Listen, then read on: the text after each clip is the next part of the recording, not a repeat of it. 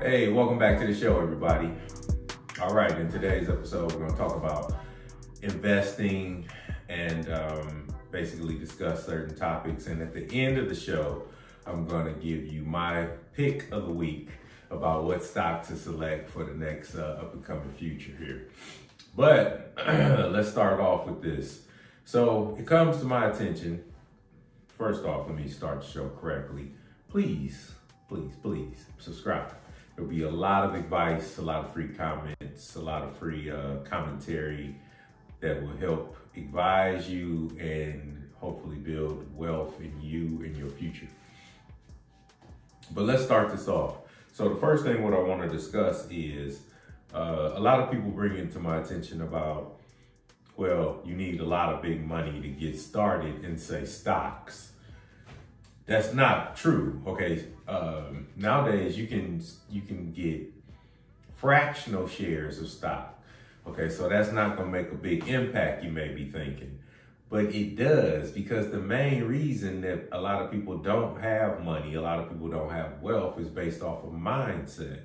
So if you're only able to afford a fractional share at this time, then just go in and embrace that and get better at buying what you can.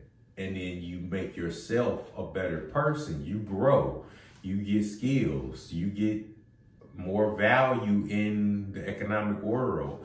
As you gather more skills, you get more money. Now you know what to do with the money. Imagine being the type of person who doesn't know what to do with the money, but you have the skill. What happens? Let's think about that. What happens when that person wastes money? They end up going and paying all the banks. They pay every bank under the city. They pay a high mortgage note. They pay a high car note. They pay a lot of credit card bills because they have a high skill to pay some money. And they think that money grows on trees and that they should have everything right here and right now. They gather the reverse of skills. They gather habits that will keep them hampered. So start small actually is like training a puppy. It's what you need to do. You have to start small. You know, if you don't start small, so you say big money. What and big money is what to who? You know, like $1,000.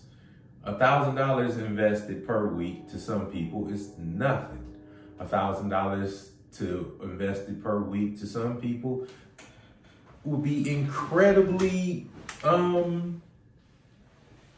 mind-changing, family-changing, world-changing if you were able to invest $1,000 per week. So let's get that whole thing about big money. Let's get that out there. Let's focus on the action and the habit. The action of investing the money, the habit of paying yourself first. Because let's think about this too. So you've been investing money. You've figured out ways that you want to invest some money. You're taking it serious.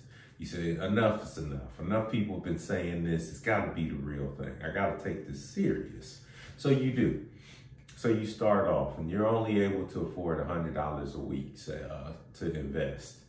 Yes, you can do that with fractional shares. $100 a week, $100 every 2 weeks, whatever you can afford. So we'll say $100 a week, 4 weeks, $400. You consistently done it for a half a year. So 4 times 6, $2,400. So you got $2,400 saved up in the market. Maybe you hit a good spell, maybe you didn't. Doesn't really matter. That's not the main concern. We could address this gambling mentality that a lot of people who enter into the market and enter into a higher realm of thinking about their money at first venture off into relating that 10, 20, 30% profit isn't money. That's incorrect thinking. So we could discuss that, but that not today. But the on topic was, so you got $2,400. You continued your life. You realize now that you can make it off of this lesser income. Yeah, things may have been a little tighter, but you can make it. Okay? Catastrophe hit. Catastrophe in everybody's world is different. Catastrophe in your world happened to be the basement flooded. You have no money saved except what you have in the stock market. You have nothing else. You need a sump pump and you need it yesterday. And you figure out the cheapest way to go about doing all this is it's going to cost you about $800. Now, to the person who said, I need big money to get into the stock market. I need big money. I need big money. Okay. Yes, you do need big money eventually. And that's what's really going to make the needle move. But what does this person need right now? What does that person need right now? That person needs $800. So he can sell some stock, not all of it. He can handle what he needs to handle and continue to go to work. 3 days to sell the stock, probably 4 days to get it back into your bank account. The situation was handled before the next weekend was out. Now, what does the person do who doesn't have anything saved up, but still has this emergency? You either get credit card debt or payday loans or other situations that are detrimental to your financial future. So let's start putting into play processes and systems to set us up for the reverse of failure, to set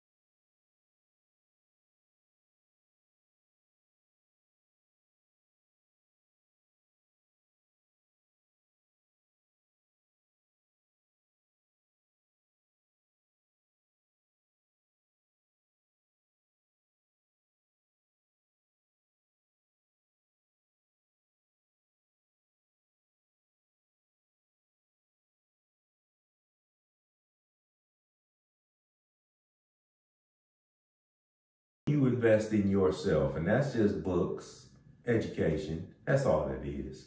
That's just time. Time spent wisely. A lot of people don't want to spend time wisely. They'll spend hours watching TV. They'll spend hours gossiping. They'll go talk to people that they don't even know. They have no benefit to them. They'll talk randomly on corners and streets or wherever for hours, maybe not hours, but for time that could be used for other things. But the point of it was, you have to wrap your head around the fact that you're going to need to invest. You have to invest, and you need to start now. And the main point that brought me up to this video today was the market just crashed. A lot of people get very frightened of the market, especially when it crashes. They're frightened of the market in general, but when it crashes and it's all over the news and it's publicized, that's on purpose. It's down. This is the perfect time to start when it's down. You don't want to start when it's up. If it's at its 52-week highs and you buy, you're betting that it's going to go even higher than 52-week high. You're betting that it's going to go and just keep breaking records. It's not going to do that. I mean, this just doesn't do that. Sometimes, some great outlier companies, Tesla has done it, Amazon has done it, but most of the time that doesn't happen. So this is what you got to do. You got to start in bad times. And when it's good times and you've been doing good, hopefully you learn some things then. But when everything is good, that's when you can sell. That's when you can skim some things off and go get some toys that you wanted. Play some games you wanted. But when times is hard, that's when you really should be buying. You should be focusing on using your skills to make more money to pour into the markets that are down. And when the markets are up, enjoy and party. When the markets are down, grind. That's what you're supposed to do. People don't know that. They think it's the opposite. And, you know, it's probably a system to play us like that we think that. But yes, when the markets are down, that's the perfect time to start. That's the perfect time to join in. That's the perfect time to pour in. If you get a windfall and the Dow or whatever is down 20% that day, you need to study. You need to first study. Spend a lot of time studying.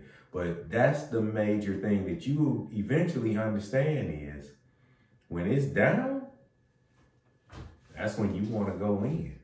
Some companies suck though. So you don't pick a sucky company. You don't go and you have to get the gambling state out of your head. Some random Canopy Growth or some random whatever tech company startup. No, those are $4 stocks because nobody believes in them and they suck. That's why they're $4 stocks. I mean, is it the rare one? Yes, but you're not gonna find it. I mean, you might, but you're not. Not today. And that advisor, who is he? Oh, don't listen to him. You know, just watch yourself.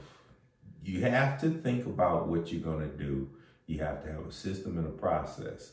But your main goal has to be to structure, to build yourself up so that you make the proper decisions when the time arises.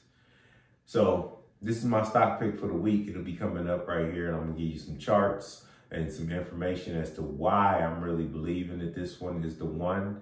And stay tuned. There'll be more videos coming. Subscribe, watch the channel, and I look forward to talking to you soon. Okay, so like I say though, my stock pick of the week is Square. It was $68.40 on Friday. Okay, Square, to me, now this is not stock advice. I'm just telling you what I'm doing. When Square drops below 70, I say it's a buy. You do things like this. You you buy it when you have money. Square is going to get to $100. Look at the charts, okay? So Square is at $68 here, okay?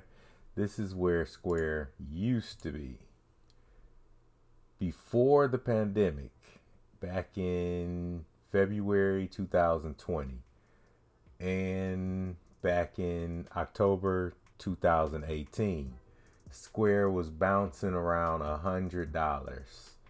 Okay, is 80 right here. Square, basically, to me, then what happened? The fintech craze went on, and all the quantitative easing went on. Square benefited from that.